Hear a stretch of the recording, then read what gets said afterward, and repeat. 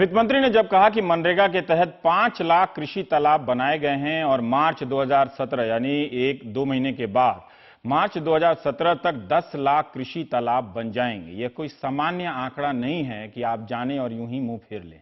देश में 10 साल 10 लाख कृषि तालाब बन जाएं और मीडिया से लेकर किसी को खबर ना हो, इससे पता चलता है कि हम वाकई बेखबर रहने लगे हैं।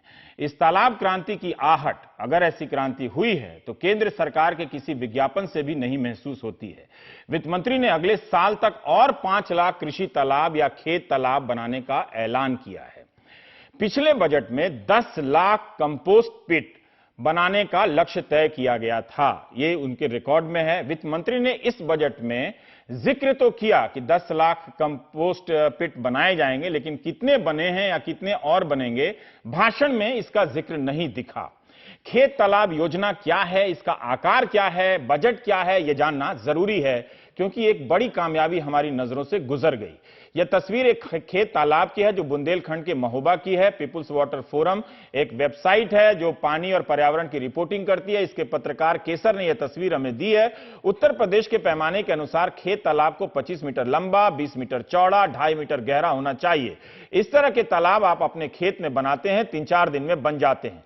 कई जगहों पर मनरेगा के तहत सार्वजनिक भूमि पर भी इस तरह के तालाब बनते हैं और कई जगह अपने खेत में बनाने पड़ते हैं। इन सब के लिए योजना और पैसा अलग अलग है। एक तालाब के निर्माण का खर्चा 1,05,000 यूपी के हिसाब से केसर जी ने बताया, जिसका 55,000 हिस्सा सरकार देती है, बाकी हिस्सा किसान को खुद देना होता है। तो सोचिए कि 50,000 रुपया देकर किसान क्या वाकई 10 लाख तालाब बनवा लिया होगा इस देश में?